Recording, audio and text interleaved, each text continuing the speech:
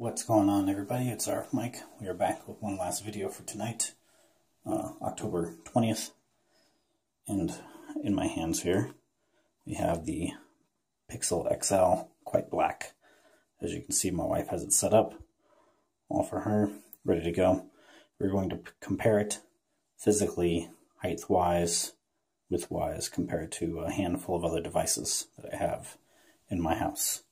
So, Pixel XL, as you all know, 5.5 inch Quad HD display, 1440 by 2560 pixels, 12 megapixel rear facing camera, 8 megapixel front facing shooter, 4 gigs of RAM, Snapdragon 821, and a 3450 milliamp hour battery internally. So, the first device we're going to compare it to next to will be my LG V10, a 5.7 inch 1440 2560 pixel display, 16 megapixel rear shooter, OIS, laser autofocus, all that good stuff. On the Pixel, it also has phase detection focusing. On the V10, 4 gigs of RAM, Snapdragon 808, so definitely not the 810 that was plagued with issues, but the 808. So it's not even an octa-core. I think it's a hexa-core processor system. So there's our difference in screen size right there. 4 gigs of RAM, 3000 milliamp hour removable battery, and micro SD card support. So when we stand these two up, it might be it's going to be hard to tell on that. Let me line them up here at the bottom. And we will actually use a case to make sure these two are level. You can see our height differences. And then if we put them front, side to side, girth-wise, you can see the V10 definitely much more rounded feel with the stainless steel rails on the sides. And the Pixel XL, definitely machined metal look. If we stack them one on top of another, you can see here the XL is actually a little bit thinner. Not as wide, which is good. Makes for a good feel in the hand. Backside shot. This time we will do from the top. There we go. Alright, now for the XL, compared to an older device, the Samsung Galaxy Note 5, which is a 5.7 inch display as well. And that is old snooze. There we go. 5.7 inch display as well versus our 5.5 inch from the Pixel. 16 megapixel rear facing camera. No OIS, if I remember correctly. 4 gigs of RAM, 3000 milliamp hour battery, even no micro SD card slot either on the Note 5. Now we stand them up. You can see the spines here. If we are to set them side by side on the front, again, we'll start at the bottom, line these up. I believe the Pixel is just a hair shorter.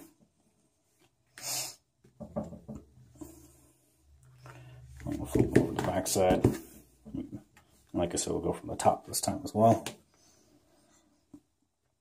So, Note 5 still available at all carriers. You can buy it online if you wish. Still available to pick up. Great device. Cannot complain. Set them on top of one another.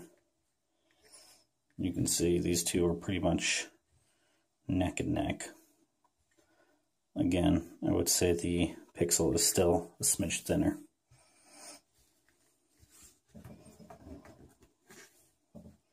So, good devices, good screens.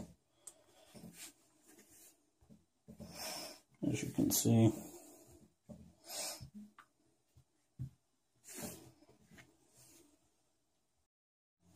Next up, for our last comparison for the night, will be against the unicorn.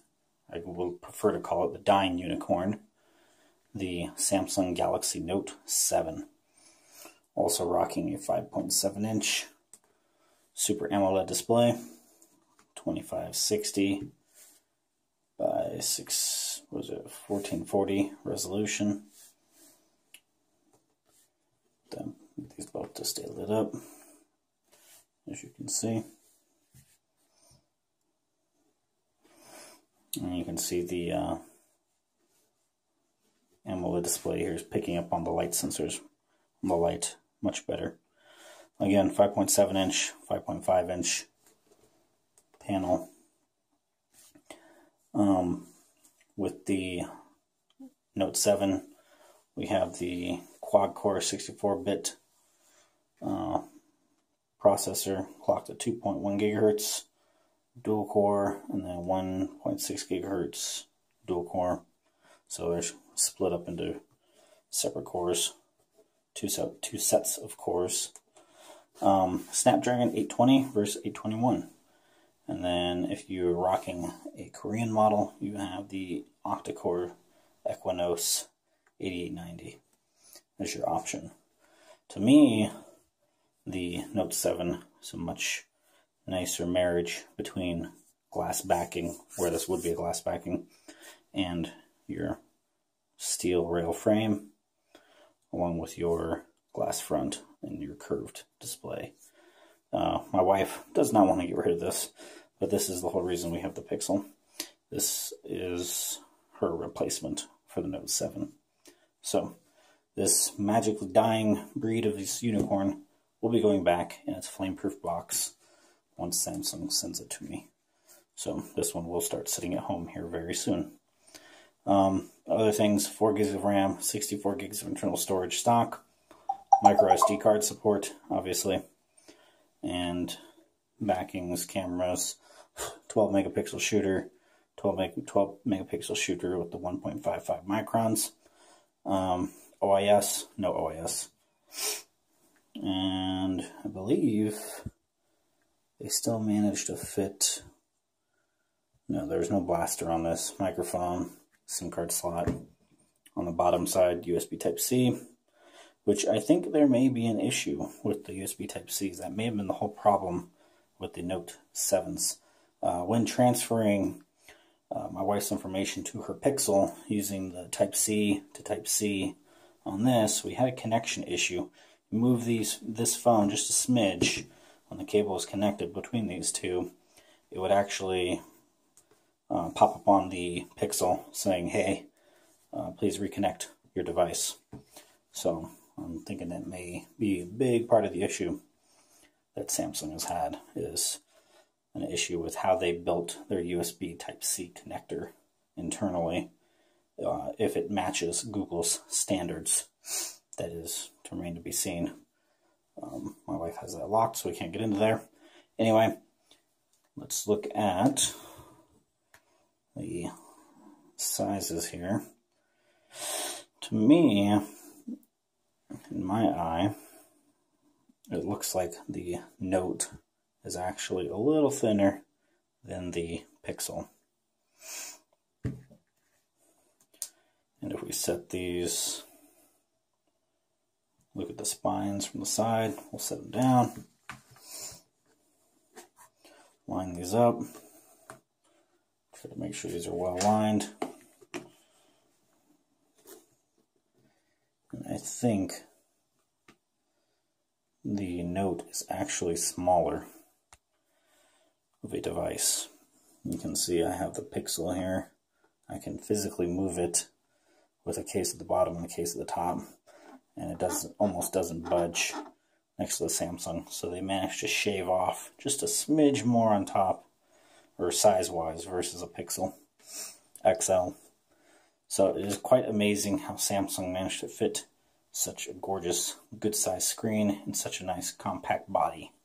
Hopefully they carry this over into the S8. So that'll be about it for tonight. Please remember to hit that like, comment, and subscribe. I'll see you all later.